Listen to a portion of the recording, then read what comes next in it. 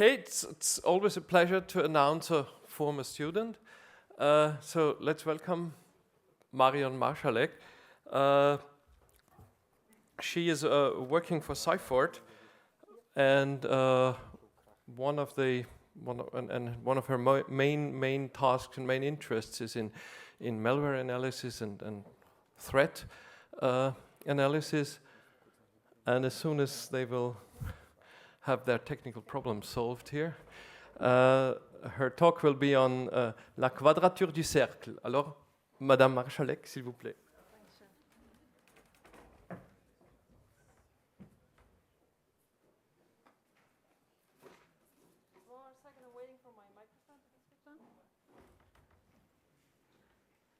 Hello? Can you hear me? Awesome.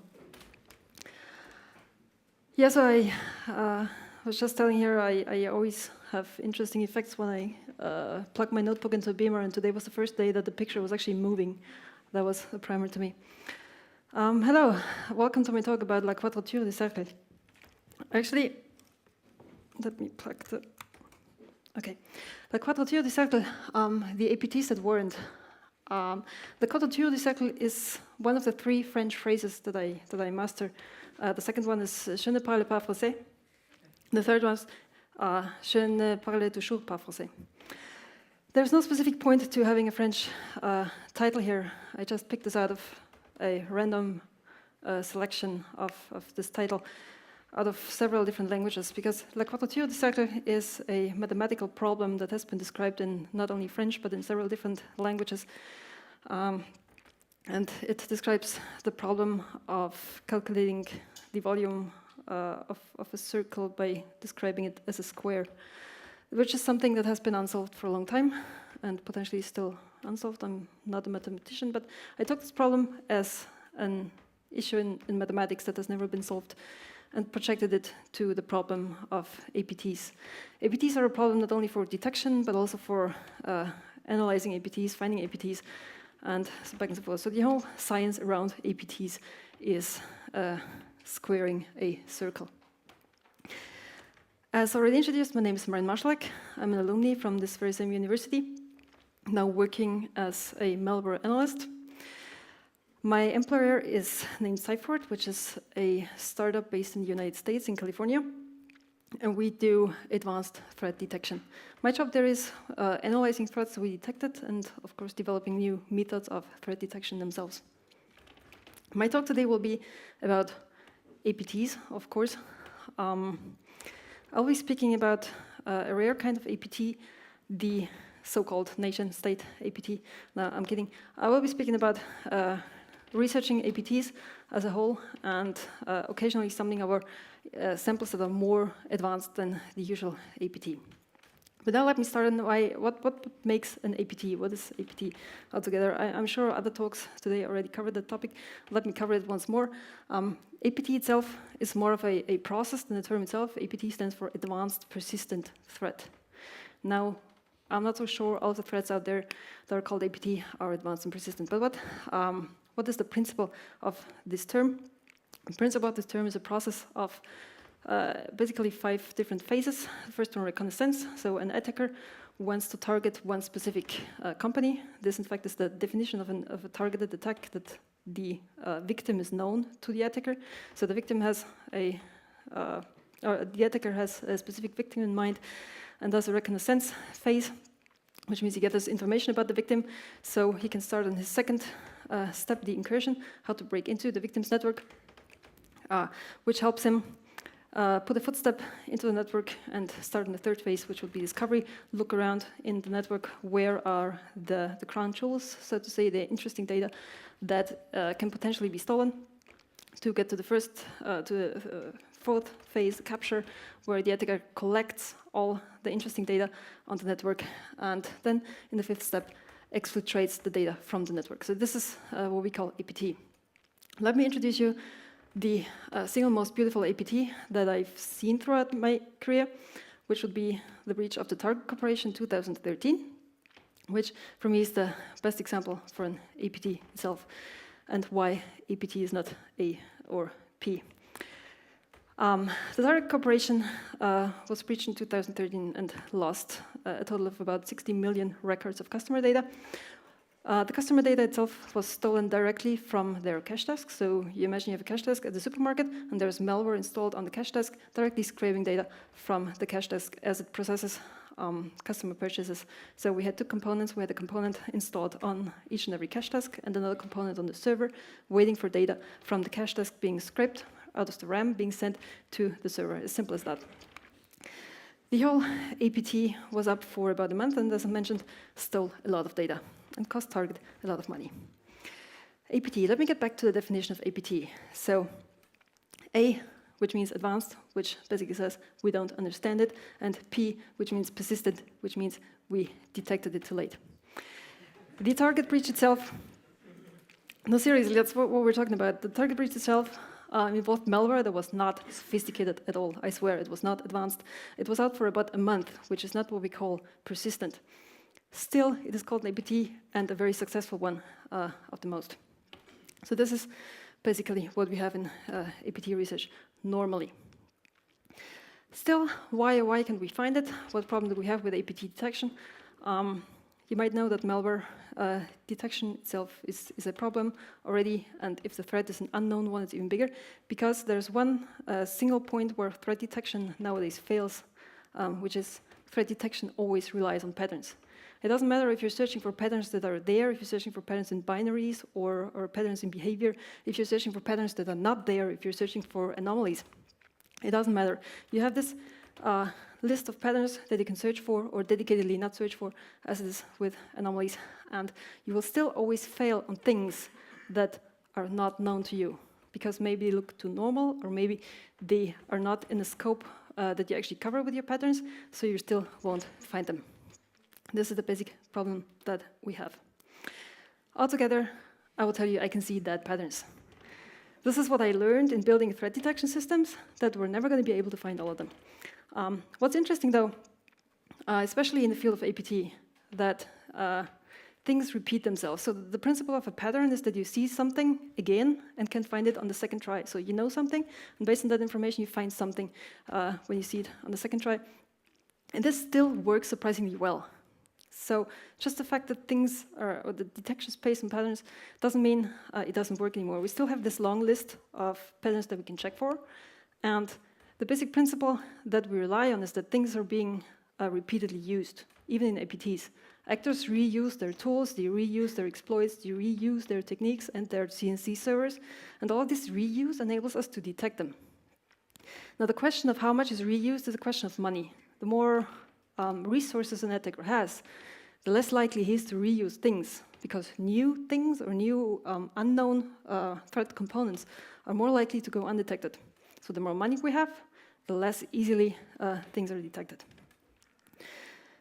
So let me introduce you a targeted threat, which, in my personal opinion, came built from a vast amount of resources, which is a little bit more scary than what I just talked about within Target. This summer, two co-researchers of mine and me, we published samples belonging to a family we named Cheshire Cat. Cheshire Cat because we lacked any other significant name for the samples we had.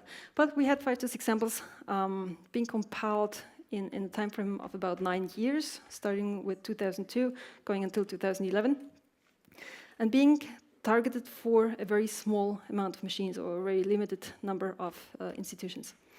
Let me introduce you our samples. So one sample we found was compiled in 2002, which is rather quite old, even for malware.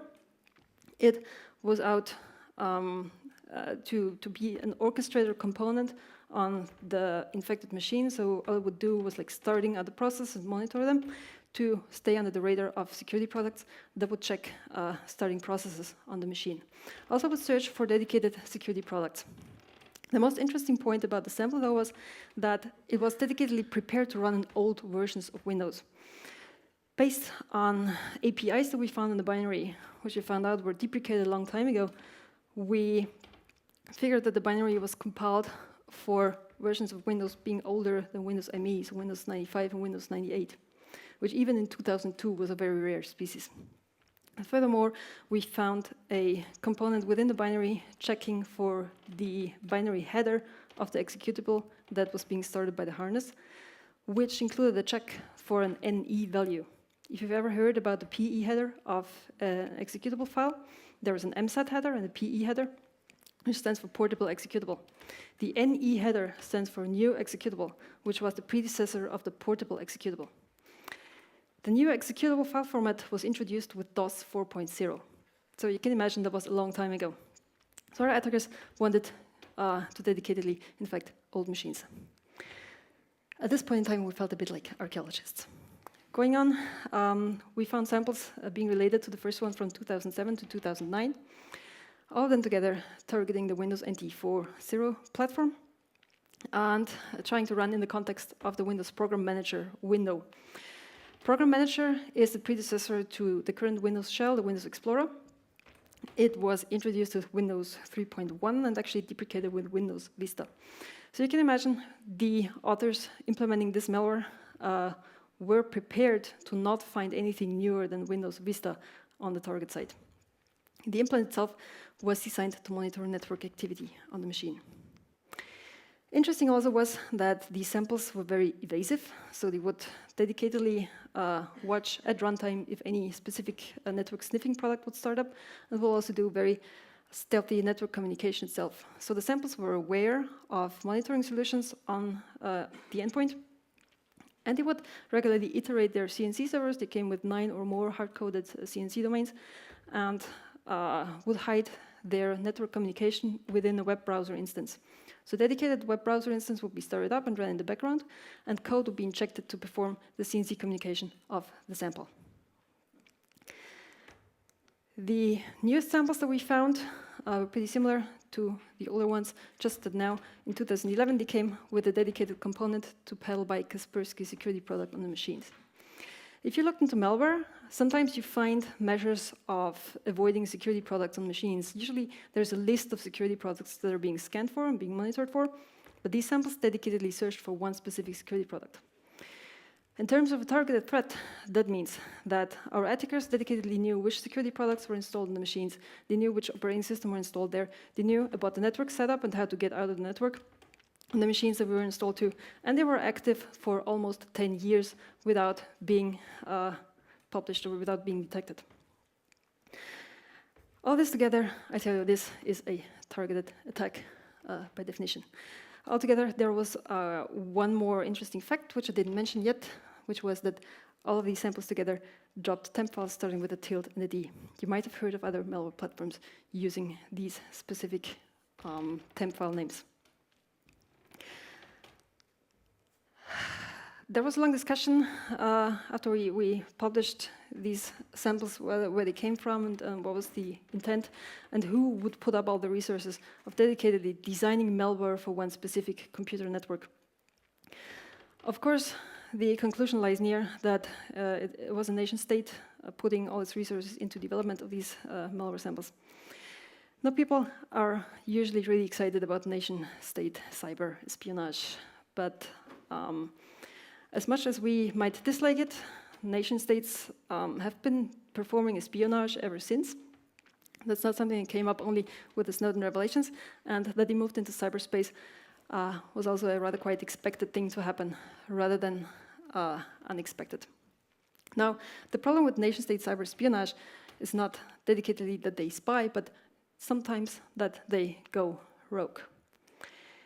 Nation state spying usually becomes a problem when they start spying on their own citizens, which was discovered in a case from 2012 when researchers from the Citizen Lab in Toronto discovered that a pro-democracy activist within Bahrain was infected by surveillance software, most likely being deployed by his own government to spy on his activities. This malware was named FinSpy. It was part of the FinFisher suite being sold by Gamma International.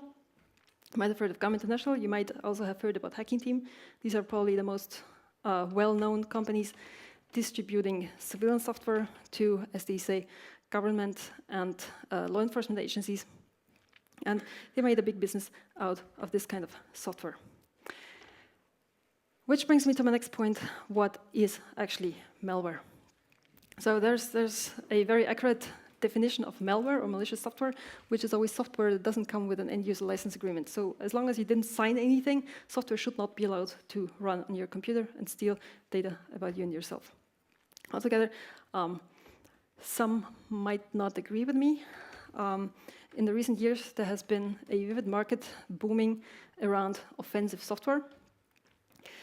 This doesn't only include malware, but also exploits and any other means that can be used in cyberspace to attack computer systems. And this is the logo, I think, of the ISS World. ISS World is a conference where surveillance tools and tools of trade are being marketed out to nation states and government offices. This might not be new to most people. That offense went commercial already years ago. Another side to the story, though, is when nation states are going criminal. Similar to the case with the pro-democracy activists in Bahrain, nation states have also turned on other businesses, sometimes even other countries. There's documented cases pointing out how, for example, Canada was spying on Brazil's mines and energy ministry, the NSA was spying on the biggest oil and gas company in Brazil, France was spying on IBM and Texas Instruments already in the 80s and 90s, and of course China is spying on everyone.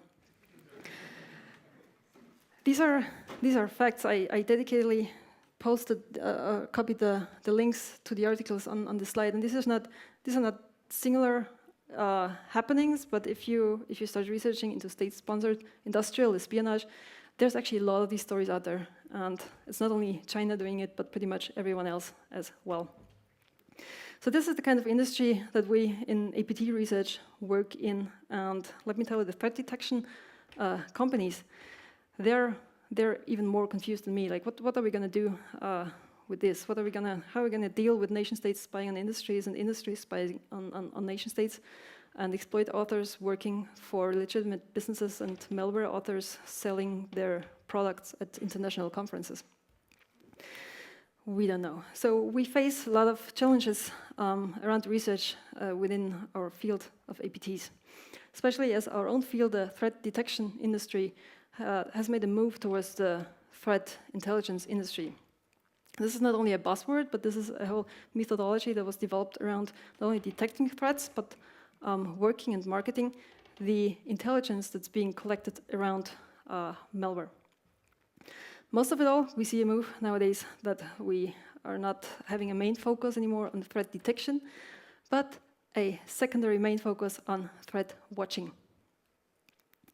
In APT research, what you do a lot of times is not putting all your effort in stopping an APT, but in watching the threat actor making his moves, watching where the threat actor is attacking next, watching which tools does he use, which tools does he reuse, and only in the second instance of how can we protect someone against these tools. You can compare this to a real-world robbery, where you have your house and you have all your things, all your goods inside of the house, and you have a robber walking into your house. And what you're going to do now is call the security company, which comes and hands the robber over to the police and stops him taking out your stuff. In the digital world, you see it the other way around. You call your security company, which watches your robber walking around your network collecting all the things, and he's like, stop, don't do anything. We have to find out who the threat actor is, who's the guy inside of your network. We have to find out where did he come from. We have to find out what's the stuff that he's after. We have to find out what's the data he wants to steal. Then we have to figure out where else did he attack and which other companies did he attack. And then we have to put all of this in a big fancy report, and only then they will stop the threat actor, which in the real world will probably never happen. We see a lot of active tracking, as just said. We also see a lot of publicity being attached to high-value threats, to the precious treasures of high-value threat actors. And of course, we see a lot of APT numbering, logos, and names. Here again, our precious treasures. That are the APTs that we're hunting today for not only the reason of stopping them act.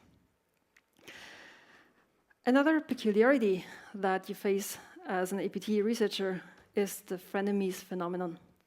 The frenemies phenomenon means the rivalry in between our industry, mostly among researchers and among threat detection companies themselves, where you just realize that the threat you're actually analyzing is a precious treasure that other people are after as well. So it happens frequently in our industry that you start working on an APT and start working on dedicated malware samples, and you find out that another company is working on it as well, and then you end up in a publication race of who's publishing first. You might have seen that in the past quite a lot of times. One of the most famous examples is the publication on Regin. I guess most people in this room have heard about Regin. So the Regin malware has been analyzed by different individuals, and in the end, the whole story ended up being published on a Sunday afternoon by the US company Symantec, being followed by a Russian company named Kaspersky the following Monday, and several other individuals the following days afterwards. I myself don't know how the Regin publication looked backstage, but publishing a precious treasure analysis on a Sunday afternoon is rather quite uncommon. What I see quite often, though, is the publication race in public when one publication comes out and in short time afterwards, several other publications are seeing the daylight. So this is, for me, the frenemies phenomenon that we're fighting for, because just recently malware became intellectual property. To know about one of these precious treasures is your own value that you can put into publicity, marketing, into showcasing your technological advances. And then you might find yourself with a lot of friends and enemies that are friends and friends that are enemies, and the other way around. Another challenge that you face in this kind of research is the intelligence term itself, as we as researchers come from the binary analysis background, where we used to look at binaries all the time. What we're not used to is working with intelligence itself. Threat intelligence has nothing to do with military intelligence, but if you move around in these spheres, you might find yourself in politically interesting situations where you tap into the military intelligence field. So sometimes reverse engineering turns political when you happen to get your hands on the wrong binaries. The thing with these binaries is that when they are originating from a nation-state actor, they are usually involved in political operations, maybe in military operations, and you as a researcher usually have very few insight in what the threat actor is after and what his other capabilities are. And most of it all they might be pissed off is you like bug around with their operations. In practice though, what's interesting is that mass malware, targeted malware, and nation-state malware are not necessarily different kind of animals anymore. So they mix up, and this way it happens that researchers stumble over politically interesting samples, sometimes even without knowing. Another problem around this intelligence term is, of course, marketing and publicity. Of course, a threat detection company likes to publish research on interesting binaries. Just sometimes you might get into troubles if you actually find malware from a so-called legitimate actor, which might be a potential customer in the future. Last but not least, with our detailed reports on sophisticated malware, we usually provide threat actors with free audits on their own software. Let's take it, we have an interesting malware sample and we found out, oh my God, the encryption is too weak and the persistence method is totally broken. We put it in a report. The threat actor actually reads this, and he is in a position that he can actually improve his encryption and improve its persistence, and the next version of the malware is a lot better than what we got to see. Another problem that we face are the ethical questions in APT research. So when I started to work in antivirus years ago, I thought that we are out to detect malware because we want to stop the bad guys. But at that point, when the good guys starting to use malware, we were not that sure anymore who we're actually stopping. And here I copy-pasted some interesting quotes from an interview that has recently been given by an APT researcher to the magazine Security Week, where he himself stated, if the malware is detected, it will also make it easier for extremists to protect themselves against cyber spying attempts. The researcher's insight into the operation is usually superficial, and at first glance, it might appear that the targeted entity is innocent, like an academic or a journalist. But what happens if it's in reality a radical academic or a terrorism facilitating journalist? Reading that article, I really started to think that we're now at the point where we have to redefine our own moral around who we see as a terrorist and who not. Anyway, that are the decisions we make in APT research. Another problem we face is our weak operational security. I don't know how many people in here are familiar with the term OPSEC. Maybe not too many. OPSEC defines operational security, which basically means control the flow of information and the communication around your own operations to stay stealthier in the future. So if you start an analysis on precious and highly interesting pieces of malware, it doesn't really matter if you want to keep your own actions secret in front of your colleagues, in front of other researchers, in front of a nation-state agency, in front of the police, in front of whoever. You might want to watch out which information is being leaked by yourself. My favorite quote on that is, "A wise man once said nothing." We as analysts are used to publish. We like to publish because what else would we do our malware analysis for? No, I mean, we write papers for a publication in the end, but the point is that in a lot of situations, it's wiser to say nothing. Especially when it comes to person-to-person conversations, like a lot of publication races that you can watch around APT research are actually being initiated because someone talked too much and told his cleaning lady about the upcoming publication. The cleaning lady went on to tell her husband went on to tell his boss, and his boss happened to work at the other security company, which was like, oh my god, we could publish as well. So keep your operational security up. And another thing that we frequently face is the issue of victim shaming. This is something that's particularly popular in APTs and data breaches. Victim shaming means that after a crime that happened, someone feels sorry for the actor and not for the actual victim. A lot of you will have heard of Cercle the lion, probably. So Cercle was a very famous lion in Africa that was shot by a US hunter. And afterwards, everyone felt sorry for Cercle because he was brutally murdered and was being ashamed for the brutal hunter who shot him. In APT research, we frequently see it the other way around. We see the researchers and the public being very excited about the attacker, being excited about the tools they use, being excited about their crazy techniques and about their super encryption, and about how smart they are in breaching more and more companies. While at the same time, we feel sorry for the attacked person because they have a weak password policy. We laugh about their weak security that they use. We laugh about breached security products that they use in the network without caring about actually making their situation better. In fact, what we should do is help the victims and the potential future victims to secure the network and not be as excited about the crazy techniques of the attacker. Which takes me to the last problem in APT research, the cyber attribution. If you look at that screenshot here, that's a website selling attribution dice. You can see here, these are attribution dice. They're marketed by the phrase, you may not know who launched the cyber attack against you, but we do, because we have dice. They look the following way. You have 4 specific dice. One of them used for country attribution. You can choose the country, you can choose the actor, you can roll a dice for vulnerability attribution and for which vector was used. This, in fact, could be used in practice because this is very often how it works. No, I'm actually kidding. So attribution is a myth that has been spinning its turn in APT research for a long time. What I can promise you, attribution is never done based on a binary. I've looked at so many binaries, I swear none of the binaries ever told me where it came from.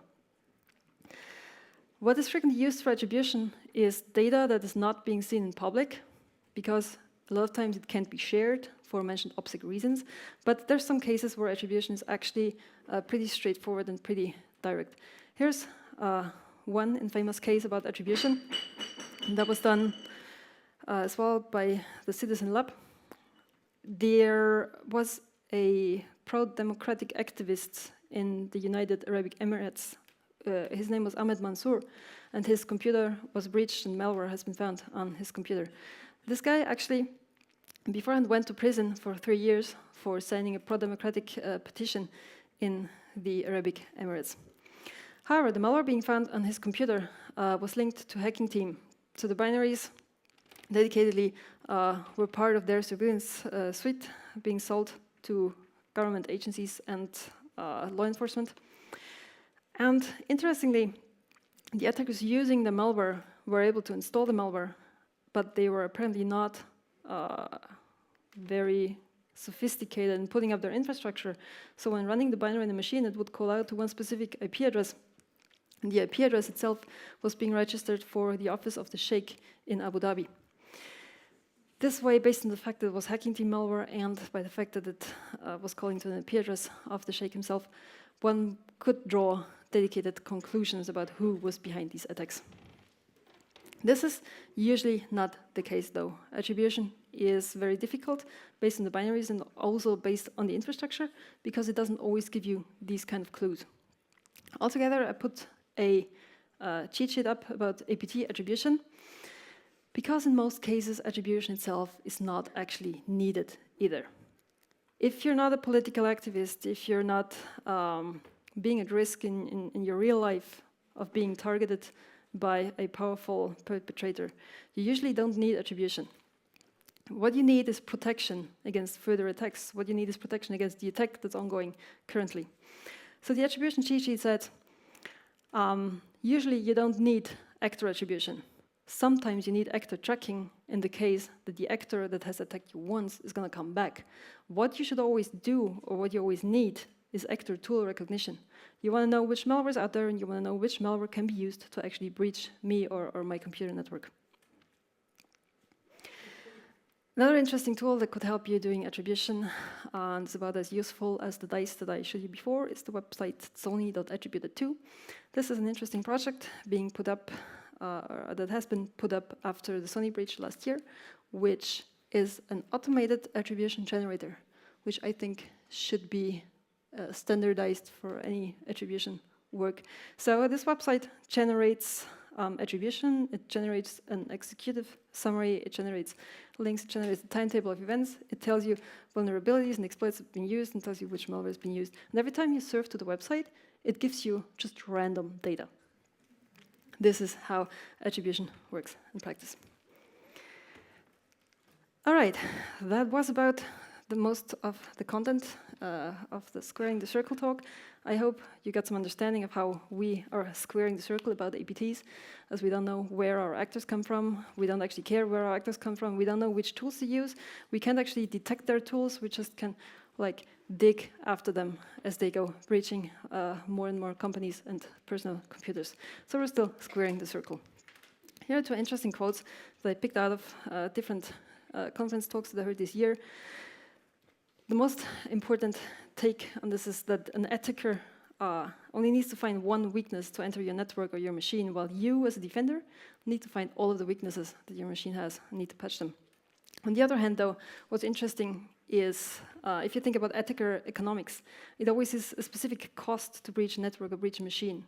So even if you're scared of a nation-state actor, first you should ask yourself, is this nation-state actor actually being after me? Do I need to fear that they put resources on actually hacking my machine? In most cases, you will find no. So you have to do the math whether a specific threat has the intent to breach you, has the capability to breach you, and has the opportunity. And all of this together mixes into the risk calculation. So only if there's a vulnerability, a threat, and an impact, you're actually at risk. And given powerful actors like nation-state actors, in most cases, you're probably not at risk at all. For the ordinary APT, though, there is some easy, or not easy, some rather quite simple tricks, rather quite simple techniques that you can apply to be a little bit safer in the wild, wild west of threats that we're facing today. Here are my 5 suggestions.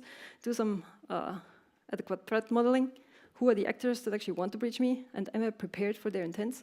Do they have the resources to get to my data? Part 2, compartmentalization. If you have data that might be stolen, and if you have a threat actor that could actually be after your data, you might want to separate that from your everyday work or from your actual ethics surface. So there's always an ethics surface, which is usually your applications that face the internet, or specifically machines that face the internet and the applications running on there. And if you manage to part your interesting stuff from your ethics surface, you're a little bit safer as well. Point number 3, two-factor authentication. People are bad in picking passwords. This is statistically proven that people still don't know how to pick passwords. With the two-factor authentication, these problems are at ease. Point number 4, encryption. Doesn't help your perpetrator if he is able to actually steal data. If it's all encrypted, he still can't read it. Happened this way with the Gamma group itself. Remember those people who put out Finspfischer? They have been breached. Data has been stolen from the network. The problem, though, that the attackers had was that the data was encrypted, and they were still not able to read it. And point number 5, secrecy. Remember, the operational security, it's not only important when you work on nation-state malware, but also in your everyday life. Especially for bigger companies, they usually don't manage to keep all their information safe and secret within the company because people talk. This is what we do. We leak information all the time.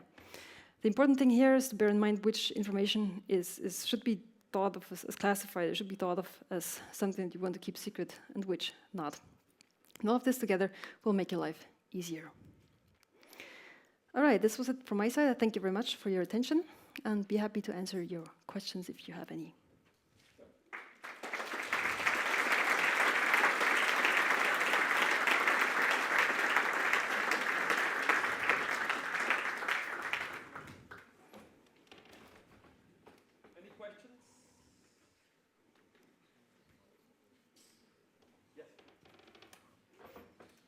I find it very interesting, this relationship with the APT that you showed at the beginning of the talk and the tilde platform.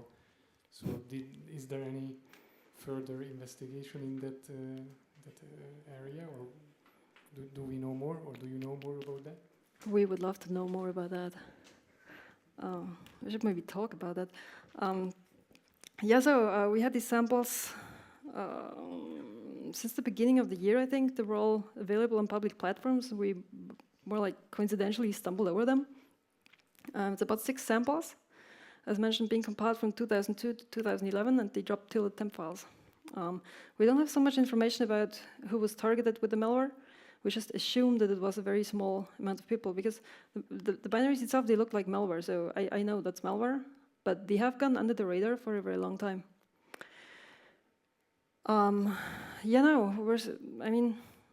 Our research got kind of stuck after analyzing the samples because we don't know anything about the infrastructure other than that it's being monitored by other security companies.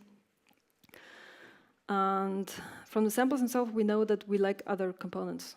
So this is not standalone malware being one single binary, but binaries interacting with each other, and we're lacking like most of it, I would say. But for me, it was interesting that the tilde platform is still not dead and there are still samples popping up. So I assume there's more.